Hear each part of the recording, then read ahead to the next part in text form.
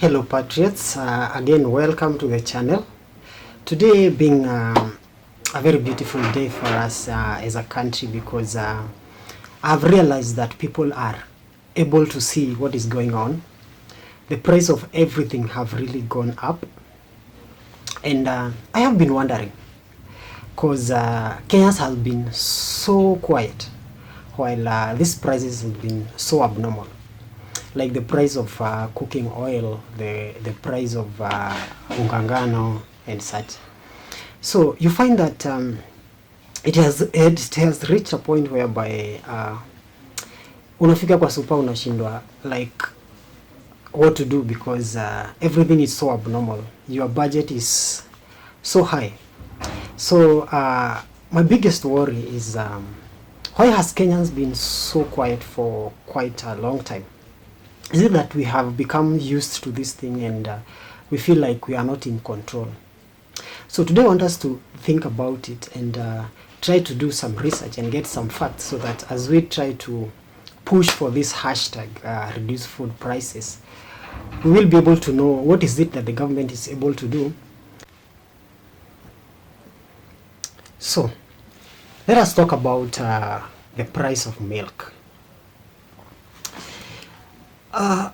There is a very interesting thing that we don't understand about the milk industry in Kenya, because number one, farmers are crying that the price of milk is too low, and again the consumer is complaining that the price of milk is too high.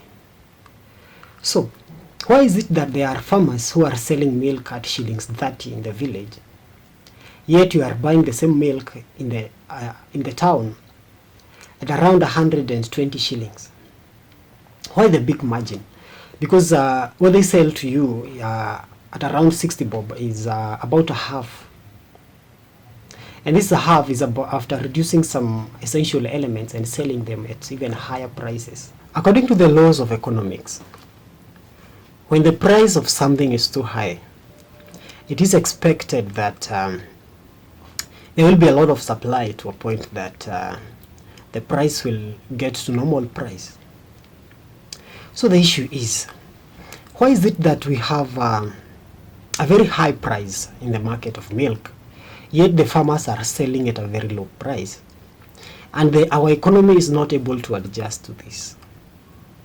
There's only one possibility, that there are cartels in the milk industry.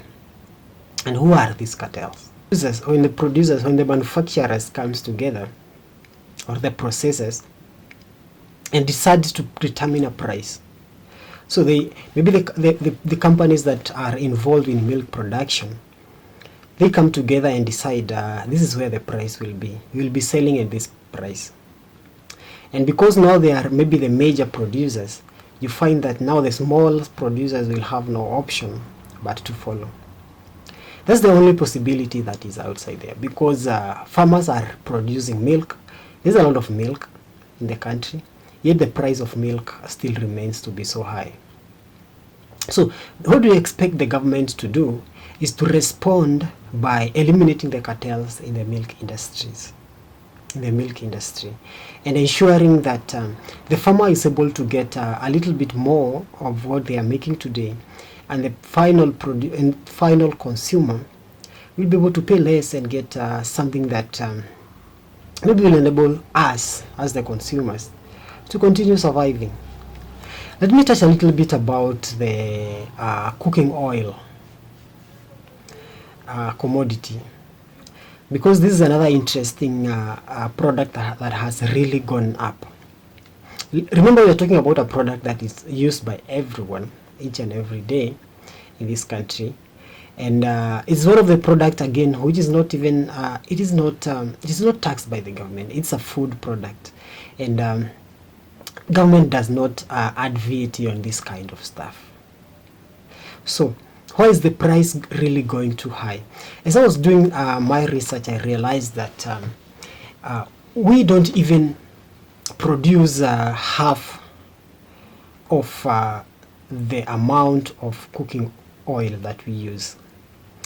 The market, our consumption is around 800,000 tons, That is the whole amount of cooking oil that we use as a country in a year, and we are only able to produce around 200,000 tons, meaning that we are crying about the price of cooking oil, yet we don't even produce it. So where does the government comes in? In the process of manufacturing cooking oil, there are products that are imported. And if we have been very keen as citizens of this country, we would have realized that at around December last year, the government introduced a levy in the products that are used in the manufacture of cooking oil. And I believe that is where the price started to go up. The big problem that we have as a country, when these things are being introduced to parliament and such, nobody talks about them because we are busy doing politics, and we are busy pushing and pulling each other in the name of who is doing what and what is expected in terms of political decisions. So when MPs are voting, and when they are making these decisions in parliament, when these things are being tabled in parliament, you find that Kenyans are not even aware of things because they're not interested. It's only when they go to the supermarkets and find the price is too high, that's the only time that Kenyans will start talking about these things, when it is already too late. So what we expect the government to do is to remove this kind of levy that they imposed in December last year on the products used in the manufacture of cooking oil. If they manage to do this, then I believe the price of cooking oil will go down a little bit. If again we talk about the maize flour, you realize again farmers are crying that the price is too low. The consumer is crying that the price is too high. Why do we have that margin? Where does the margin go to? You find that the price of 90 kg bag of maize is selling at around the 3,000, and these guys are selling the same at around 5,400 if you do the calculation.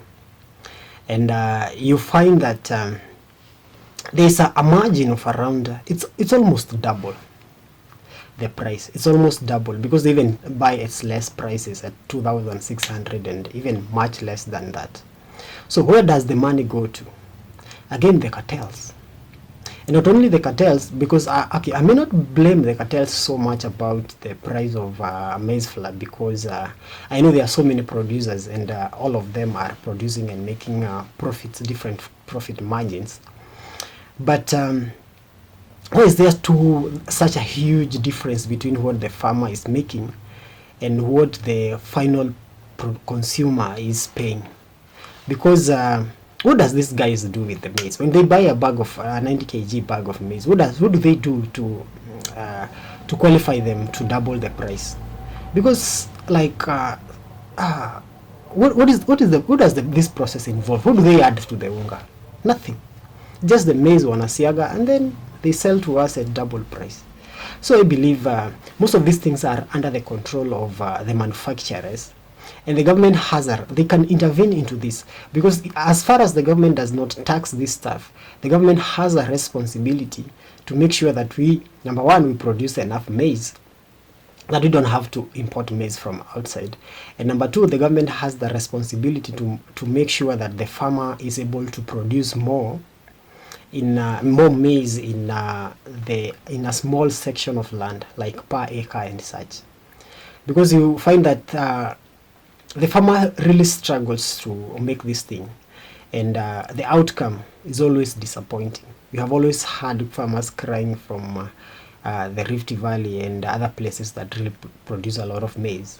So it is the responsibility of the government to ensure that we produce as much maize as possible, and in a time like now that we have an emergency, actually I think there is a lot of maize in the country still, so we don't have a deficiency of maize, but we have farmers crying of prices, and we have consumers crying of high prices.